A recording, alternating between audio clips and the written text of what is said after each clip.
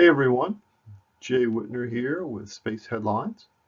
We do a quick overview of what goes on in space each week, and today we're going to be talking about week 3 of February 2018.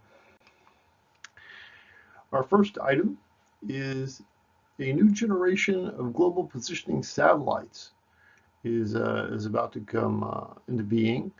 The main idea here is advances in technology, but we want satellites that are jam resistant. What we're talking about here is a constellation of 22 satellites that are going to cost a total for the full constellation and the launching and everything of roughly $10 billion. And the first of all these satellites is going to launch in March on a Falcon 9. And the expected winning bid is probably Lockheed Martin, but I'm sure that we'll have other people bidding as we move toward filling out the entire constellation. We have some bad news from our intelligence community. Their assessment is that in 2 to 3 years, both Russia and China will have the capability to shoot down our satellites. And they certainly seem happy about it from the picture that I selected. At any rate, this is a real potential problem. China has tested their system to do this, their anti-satellite system, at least 7 times. And the most recent Russian test that I'm aware of was in December of 2016. So they have some capability at this already. They continue to refine their technologies.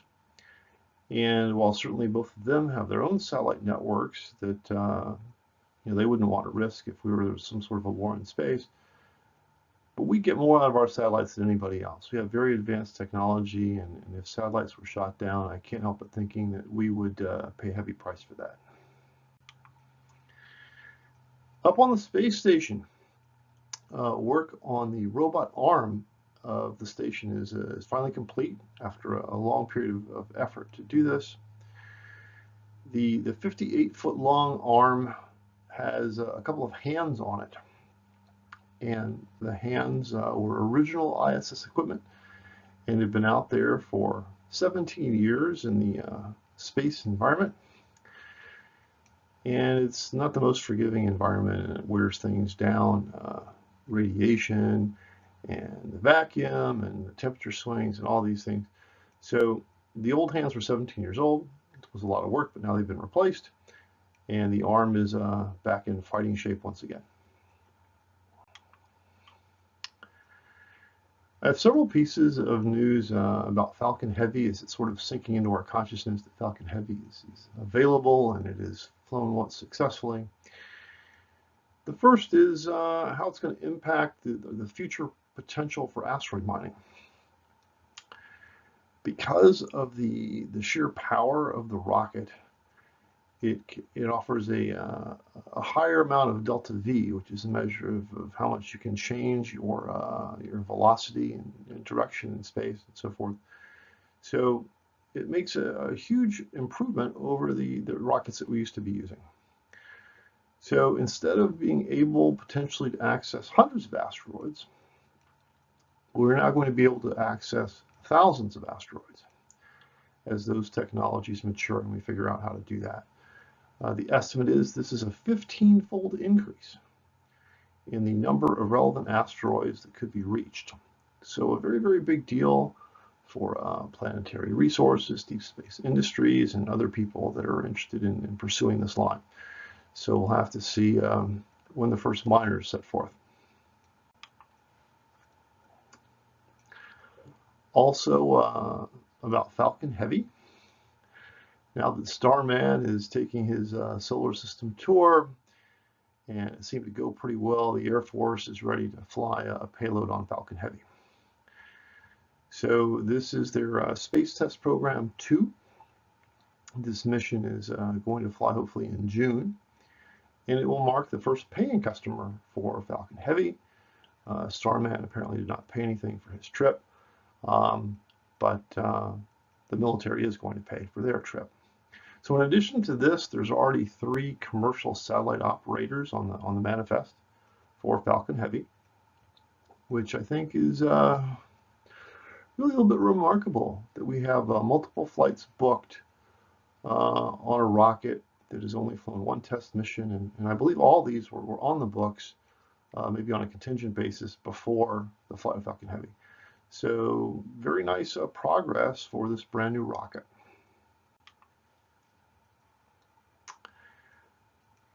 And for those of you who are following the Falcon Heavy launch, the two side boosters flew back in formation to land almost at the exact same second in Florida after the launch for potential reuse.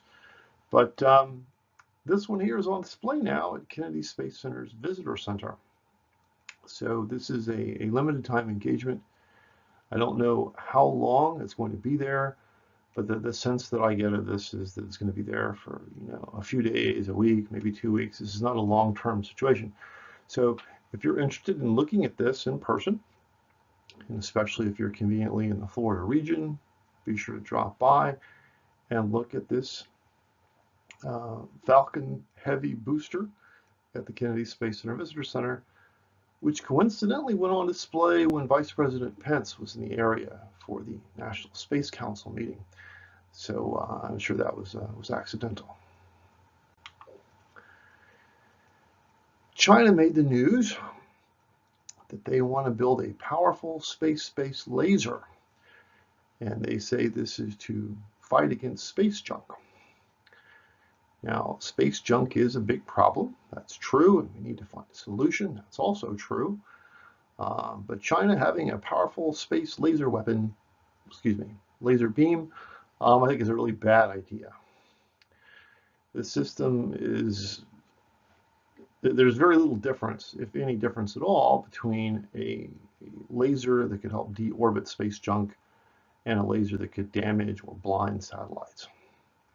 And China has a track record of talking about peaceful uses for something when really the idea is a military use. So this is a bad idea. In the realm of good ideas, SpaceX is at it again. Elon just won't stop. He keeps innovating every which way you turn. This latest plan has to do with the fairings, the nose cone of the rockets, the Falcon 9, and I guess potentially the Falcon Heavy as well. But the idea here is to reuse the rocket fairings, the two pieces of the nose cone, by sort of maneuvering this ship depicted here beneath them to try to catch them in this net. Now you may think that this is a little bit of an odd idea, but these fairings, they cost $5 million. So if you could catch even half of them, it would be represent a huge savings over the course of a year. SpaceX had roughly 20 launches last year. They're aiming for 30 launches this year. So half the fairings is a lot of money. So we wish them well and hope that they're able to start catching these fairings. Bigelow has been working toward space real estate for a very long time. That's his background, is hotel space. That's where he made his money. And his idea with these expandable B330 modules that you see depicted here in the image. What's new is he's just formed a new firm to market and operate space habitats. So these could be for scientific purposes, for housing purposes, for greenhouses, for tourism, for basically anything. They are planning to launch 2 of these in 2021, only 3 years from now. And each unit can accommodate up to 6 people. So this little facility that you see here would be a 12-person facility, and there's 2 ships attached there. So very exciting. The idea of a commercial base in space as early as 2021, which bodes well for the recent announcements with the budget and stuff from the White House. that they intend to stop using the International Space Station in the mid-2020s, 2024, 2025. You might be looking at the gapless transition hardware. That's it for Space Headlines, covering the third week of February 2018. Hope you enjoyed our show. Come back and see us in a week and talk about the next thing. See you then.